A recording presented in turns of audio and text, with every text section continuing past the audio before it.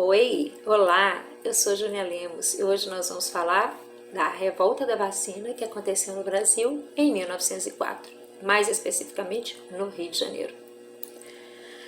E vamos também tentar pegar esse tema e costurar com um argumento histórico muito trabalhado pelos professores de redação na sala de aula, que é a saúde pública no Brasil.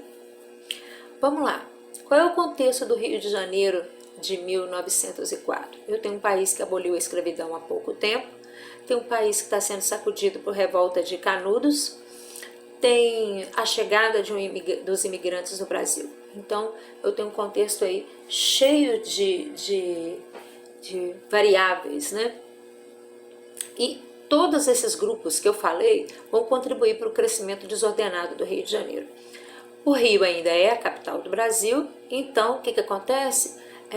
Muitos daqueles que estavam desempregados, que estavam sem o que fazer, né, que estavam perambulando pelo Brasil, acabam migrando para o Rio. Exemplo disso, eu tenho o soldado que foi lutar em Canudos e que volta para casa sem soldo e sem terra e acaba tendo que subir para o morro para poder ter um local para morar, né? Vem daí o termo favela. Favela era uma planta que existia na região de Canudos, da Guerra de Canudos, que ficou muito conhecida pelos soldados.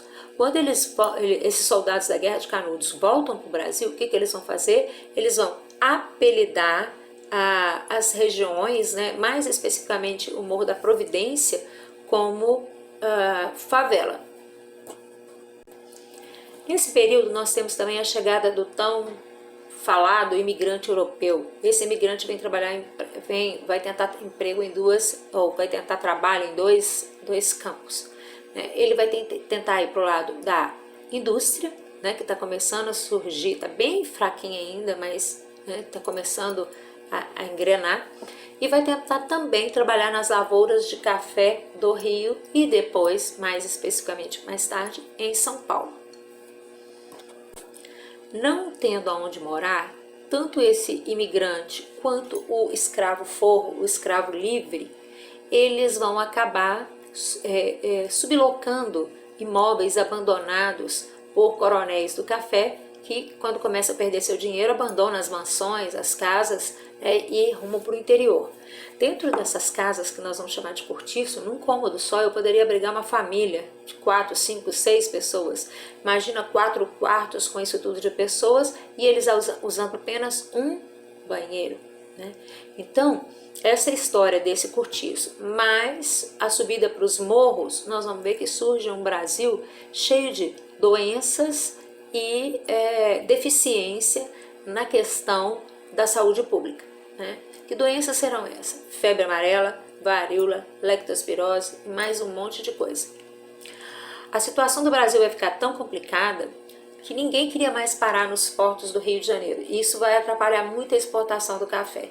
Por quê? Os portos do Rio de Janeiro, eles vão ser chamados de túmulo de estrangeiros. Tem um navio de italianos que vem para o Brasil com aproximadamente 350 pessoas, 340, 350, da tripulação de 350, 340 pessoas, 235 pessoas vão morrer, tá? Com a doença. Então espalha-se pelo Brasil que ancorar nos portos brasileiros, principalmente no Rio, é perigoso, é sinal de morte. Nessa época, o presidente da República era o Rodrigues Alves e governador, né, do Rio, o prefeito do Rio, estava como Pereira Passos, né? Os dois têm uma ideia, né? Mais o Rodrigues Alves do que tudo, ambos, né? A ideia é transformar o Rio de Janeiro na Paris brasileira. Para isso é necessário destruir os cortiços e tirar dos centros urbanos as pessoas consideradas feias, né? Que pessoas são essas? Negros, imigrantes, pobres, tudo que para eles poderia ser motivo de vergonha. Afinal, eles estão querendo construir uma região mais modernizada, né? Esse bota abaixo, que vai desabrigar grande parte da população do Rio, vai fazer com que um espírito de insatisfação comece a pairar no Rio de Janeiro. A situação vai piorar quando o Rodrigues Alves pede para um sanitarista brasileiro voltar para o Brasil e fazer um processo de vacinação obrigatória, tá? Para tentar frear o crescimento da doença. Outra estratégia, além da vacinação obrigatória, nós vamos ver também o surgimento a caça aos ratos, né? O governo começa a comprar rato do povo brasileiro, do povo carioca, né? do Rio de Janeiro, para tentar diminuir a infestação do bicho dentro do Brasil, né? A proposta de vacinação, ela vai ser aprovada em outubro de 1914. Quando ela é aprovada, o que acontece? O Rio vai praticamente ferver, né? Nós vamos ter brigas, gente se manifestando, indo contra o projeto. E várias serão as correntes de pensamento que vão tentar desarticular a vacinação obrigatória no Brasil. Vários opositores do governo do Rodrigues Alves vão começar essa campanha, né, fazendo parte, tentando derrubá-lo e colocar um candidato da preferência da oposição.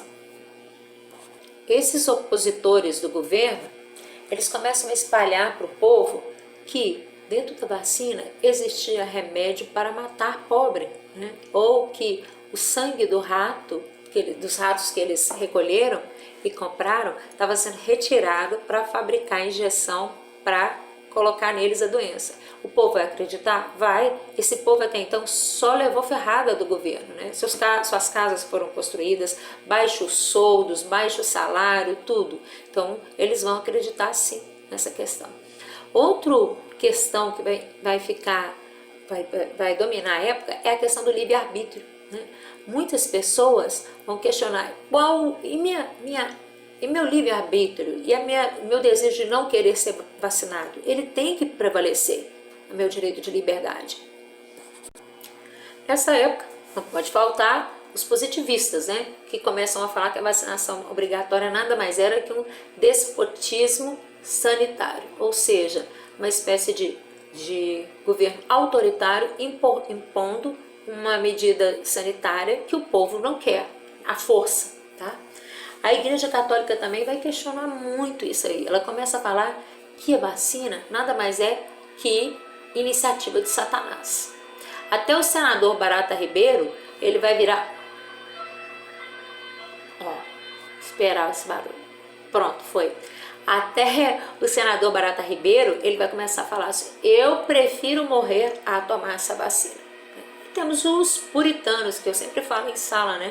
Os puritanos, os homens que não querem ver suas mulheres com as coxas de fora, com o braço de fora na hora da vacinação, né?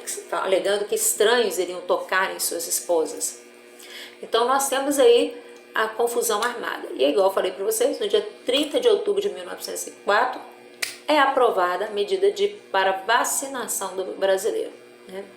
No meio dessa confusão toda, nós vamos ver que 300 cadetes vão marchar até o Palácio do Catete para tentar depor Getúlio Rodrigues Alves. Então o pau vai estar quebrando. Para reverter essa situação, vai ser necessário que o governo coloque marinha e exército na rua para conter. Mesmo assim, nós vamos ver que a complicação, eles chegam a quebrar grande parte aí do Rio nessa revolta. Então, acabamos de ver uma revolta que nós podemos articular com o Enem, né? Que é aquilo que eu já falei para vocês, que é a saúde pública no Brasil.